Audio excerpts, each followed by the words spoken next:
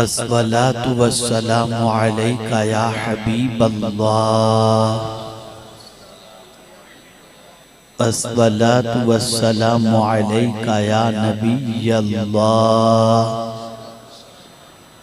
व अला आलिका व अस्हाबिका या नूरल्लाह। सल्लल्लाहु तआला अलैका वसल्लम। नौजवानों का जम्मे गफीर है।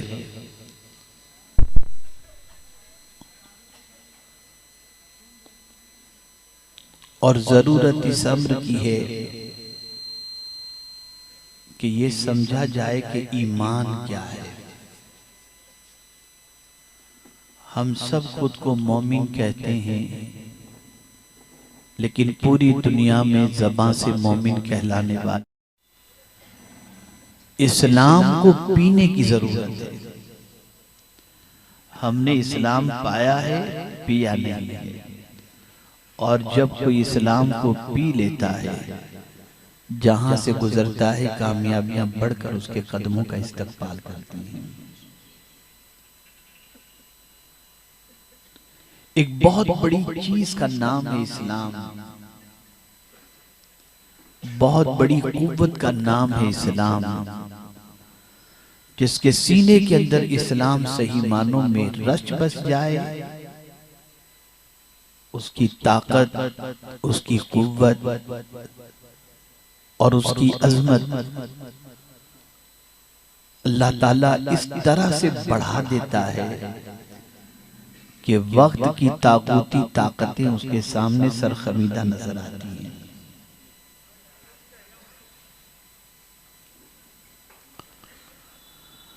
अब मैं आपको समझा दूं, क्या ये सच नहीं है कि हमारे मुआशरे के अंदर हमारा नौजवान ज़िना करके भी मुस्कुराता है, नमाज छोड़ करके भी खाता पीता मौज मस्ती करता नजर आता है, बदनिगाही के बावजूद भी उसको शर्म महसूस नहीं होती, झूठ बोलने के बाद भी उसे कोई शर्मिंदगी का एहसास नहीं होता, माँ बाप को गाली गलौज करने के बाद भी उसको कोई रंज महसूस नहीं होता। ऐसा लगता है कि मुसलमान के दिल से एहसास नाम की चीज खत्म हो चुकी है। एक जमाना था कि गुनाह के तसव्वुर से लोग कांप जाते थे, और आज हाल ये कि गुनाह करके भी आदमी नहीं घबराता। आक़ाए करीम सल्लल्लाहु अलैहि वसल्लम की बारगाह में एक सहाबी हाजिर हुए। हबशी सहाबी थे, काला रंग था, दिल बड़ा गोरा था। अर्ज करते हैं, या रसूल अल्लाह सल्लल्लाहु तआला अलैहि वसल्लम, मुझसे गुनाह सरजद हो गया है, क्या मैं तौबा करूंगा तो मौला मेरे गुनाह को माफ फरमा देगा?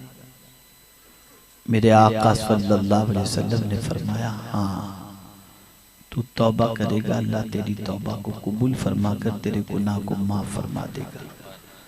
तौबा कर ली उन्होंने।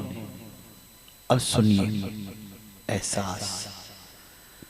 रसूल आज़म सल्लल्लाहु अलैहि वसल्लम से अर्ज करते हैं, या रसूल अल्लाह सल्लल्लाहु तआला अलैहि वसल्लम, क्या मुझे गुनाह करते मेरे रब ने देख लिया? आक़ाए करीम सल्लल्लाहु अलैहि वसल्लम ने फरमाया, हाँ। इतना सुनना था कि एक चीख मारी कि जिसका खाता हूं उसकी नाफरमानी करते हुए उसने मुझे देख लिया। चीख मारी और रूह परवास कर गई। कहां छुप कर गुनाह करोगे, किधर जाकर गुनाह करोगे? आखिर गुनाह करने के लिए आदमी जमीन ही पर तो गुनाह करेगा ना। लेकिन ये जमीन के हवाले से कुरान कहता है, यौमइज़िन तुहद्दिसु अख़बारहा, क़यामत के दिन जमीन जो कुछ भी उसके ऊपर बंदा करेगा, जमीन बोलेगी और बताएगी कि इस बंदे ने मुझ पर ये गुनाह किया है। कहाँ जाके गुनाह करोगे? क्या गुनाह की वजह से अल्लाह ने चैन नहीं छीन लिया?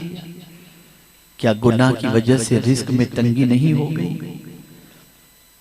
क्या गुनाह की वजह से हमारा वकार मजरू नहीं हुआ? क्या गुनाह की वजह से आज दर दर की ठोकरें नहीं खा रहे? क्या गुनाहों की वजह से फाका कशी और कल्लाश आज इसके अंदर मुसलमान गिरफ्तार नहीं? लेकिन हम एहसास को मुर्दा कर चुके हैं और हमारी जिंदगी में कोई एहसास नहीं गुनाह करने के बाद। और फिर भी क्या समझते हैं, हम तो मुसलमान मियाँ भाई हैं, मी मुसलमान। हजरत अबू उमामा रदी अल्लाह ताला अन्हु आका करीम सल्लल्लाहु अलैहि वसल्लम से पूछते हैं, या रसूल अल्लाह सल्लल्लाहु ताला अलैहि वसल्लम, ईमान क्या है?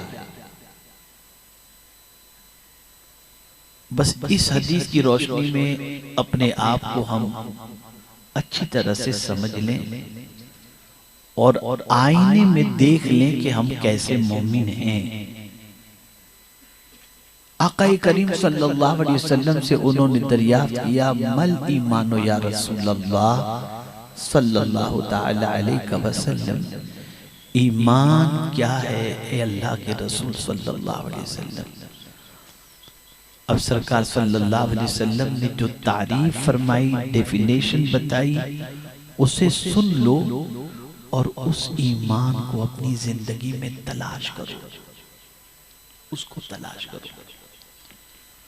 रसूल आज़म सल्लल्लाहु अलैहि वसल्लम ने फरमाया, इज़ा सर्रत का हसनतुक वसाअत का सय्यतुक फअंत मुमिन, तेरी नेकी तुझे खुश कर दे और तेरा गुनाह तुझे गमगीन कर दे, बस तू मोमिन है।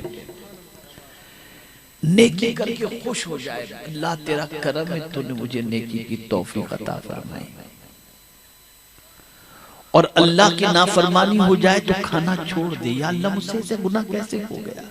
वो गुनाह उसको बेचैन कर दे, गुनाह की वजह से उसकी रात की नींद उड़ जाए, गुनाह की वजह से उसको कोई चीज में कोई चीज अच्छी न लगे। जब गुनाह उसको अंदर से बेचैन कर दे तो किसी से फतवा लेने की जरूरत नहीं कि ये मोमिन है या नहीं, हुजूर ने फतवा दे दिया कि ऐसा बंदा मोमिन है। कोई जो गुनाह करने के बाद खाना छोड़ा हो? है कोई जिसकी नमाज कभी कज़ा हो गई हो और वो रात रात भर रो रो कर अपने रब को मनाता हो? नहीं। आज हमारा हाल ये है कि गुनाह करके हमारा मुसलमान भाई कहे लगाता है, गुनाह करके खूब मजे करता है, कहता है मैंने ये गुनाह किया, माअज़ल्लाह। तो जिस कौम की सिचुएशन ऐसी हो कि गुनाह करने के बाद उसके अंदर एहसास नाम की कोई चीज मौजूद न हो कि किस बड़े की उसने नाफरमानी की है, वो कौम जमीन के ऊपर बाइज्जत व बावकार जिंदगी नहीं गुजार सकती। एक वाक़या अर्ज करता हूँ और अपनी गुफ्तगू को खत्म करता हूँ। हज़रत ईसा अलैहिस्सलातु व तस्लीम फरमाते हैं, एक पहाड़ के करीब से मैं गुजरा तो मैंने पहाड़ से पत्थरों के चीखने की और रोने की आवाज सुनी।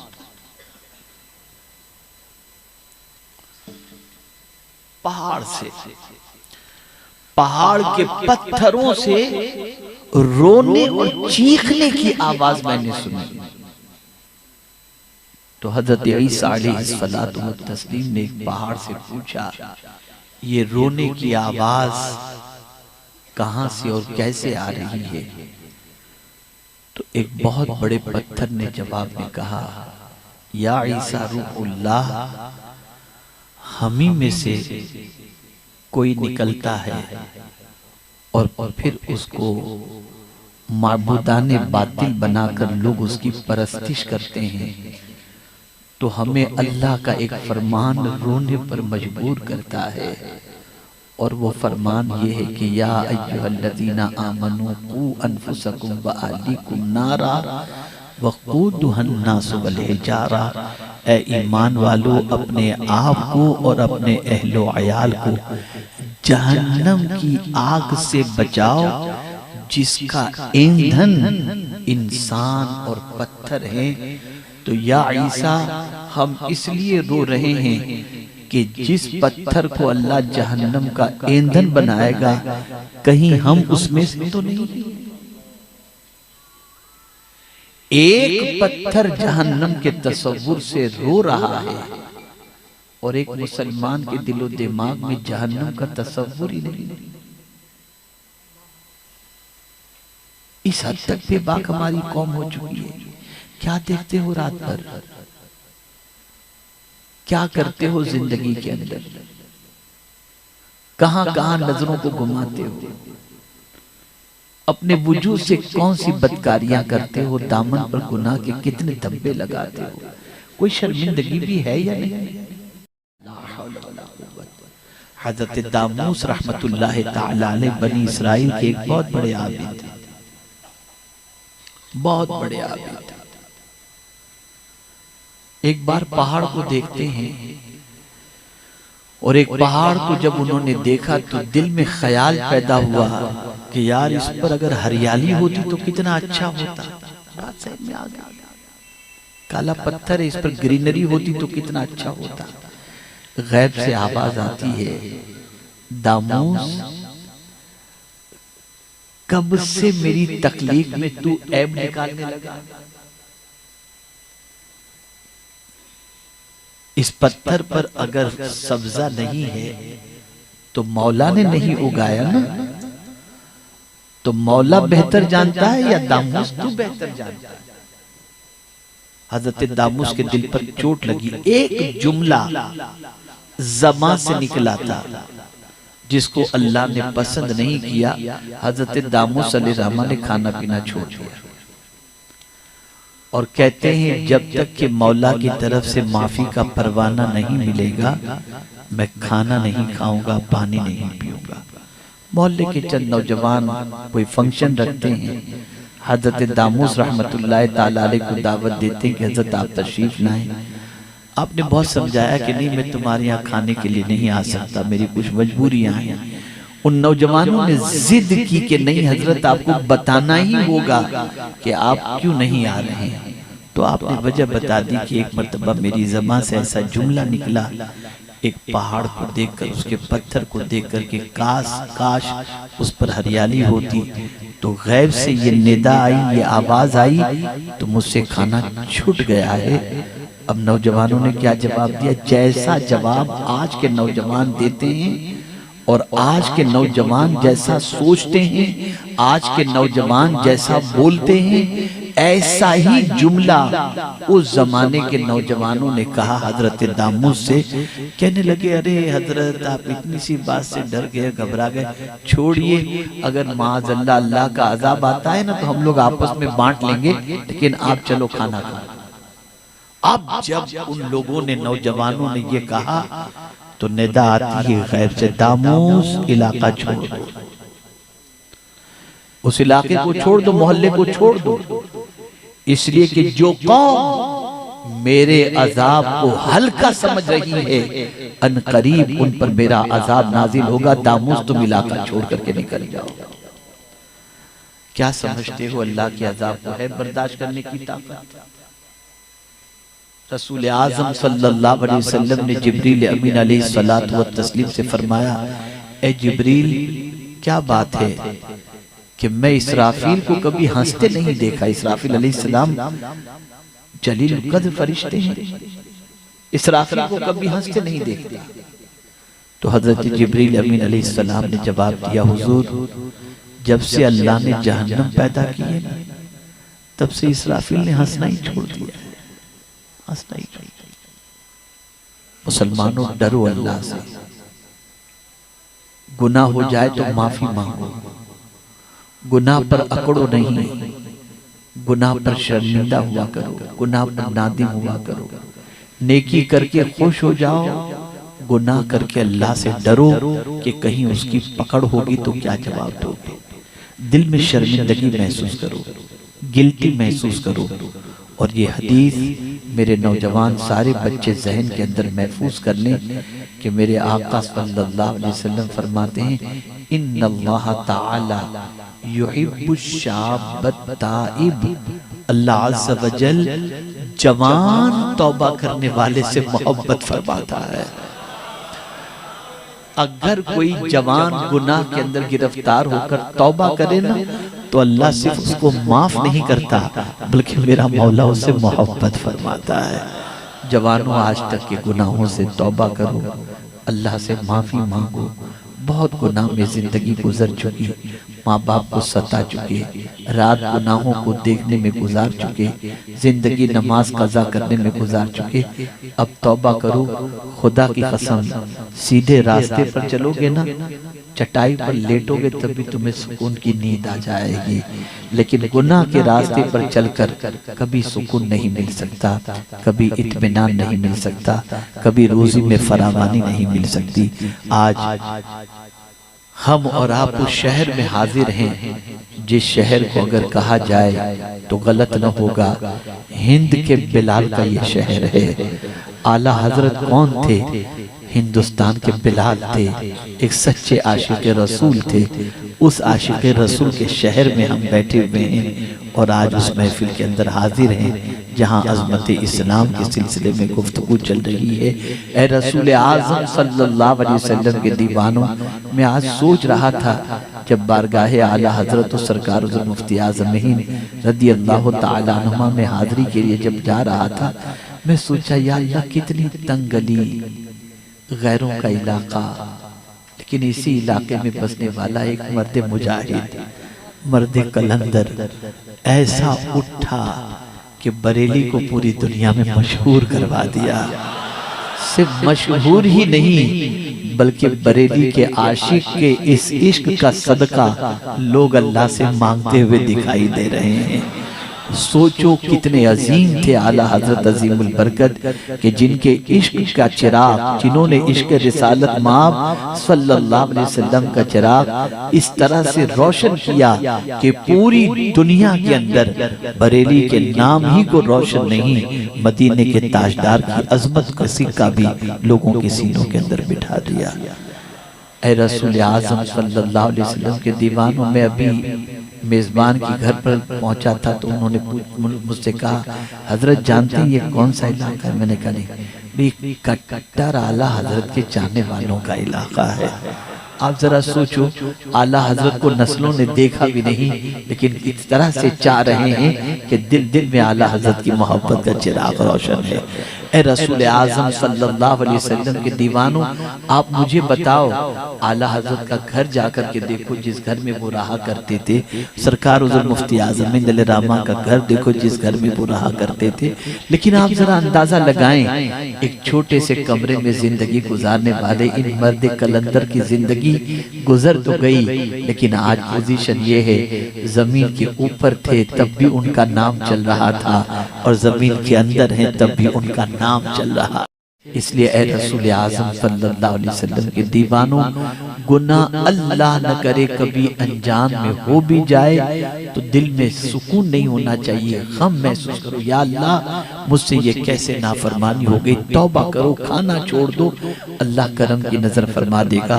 मेरे प्यारे आका सल्लल्लाहु तआला अलैहि वसल्लम के प्यारे दीवानों, और अल्लाह जब नेकी की तौफीक अता फरमाए, कोई नेकी हो जाए, अल्लाह तेरा शुक्र है मैं इस काबिल नहीं था, तूने मुझसे ये काम ले लिया, तेरा बड़ा करम है, नेकी करके खुशी महसूस करो। आज नेकी करने में लोग शर्माते हैं, उल्टा हो गया। आपको बताऊंगा तो समझ में बात आ जाएगी। खास तौर पर वो लोग जिनको दुनियावी एतबार से अल्लाह ने मालो जा और इल्म अता फरमाया है दुनियावी, वो तो बहुत शर्माते हैं। कहीं बड़ों के यहाँ शादी में चले गए तो खड़े होकर ही पानी पिएंगे, बैठकर नहीं पिएंगे। कहेंगे पिएंगे तो लोग सोचेंगे कि यार ये पुराने जमाने का आदमी कहाँ से आ गया। नेकी करने में शर्माते हैं। जिस कौम को नेकी करने में शर्म आती हो वो कौम नेकी की दावत क्या देगी, क्या देगी। लेकिन अगर कोई हीरो फटी हुई पैंट पहने तो पहनने में शर्म नहीं आएगी। हैरत की बात है, आज का मुसलमान गुनाह करने में नहीं शर्माता, नेकी करने में शर्माता है, नमाज पढ़ने में शर्माता है, दुआ मांगने में शर्माता है, सुन्नतों पर अमल करने में शर्माता है, कुरान पढ़ने में शर्माता है। तो कैसा मोमिन है वो? रसूल आज़म सल्लल्लाहु ताला अलैहि वसल्लम तो फरमाते हैं जब तुम्हारी नेकी तुम्हें खुश कर दे और तुम्हारा गुनाह तुम्हें बेचैन कर दे तो बस समझ लो कि तुम मोमिन हो। अगर सच्चे मोमिन बनकर जीना चाहते हो तो नेकी करने के बाद दिल में फरहत महसूस करो और अल्लाह न करे गुनाह सरजद हो जाए तो अपने दिल के अंदर खिजालत और शर्मिंदगी महसूस करो। इंशाअल्लाह ईमान सीने के अंदर पुख्ता होगा। अल्लाह रब्बुल इज्जत जल्ल जलालहू आकाए करीम रऊफुर रहीम अलैहि तहिय्यतु व तस्लीम के सदक़ो तुफैल हम सबको कमाले ईमान नसीब फरमाए और ईमान पर जिंदा रखे, ईमान पर मौत नसीब फरमाए। वमा अलैना इल्लल बलागुल मुबीन। अस्सलामु अलैकुम व रहमतुल्लाह।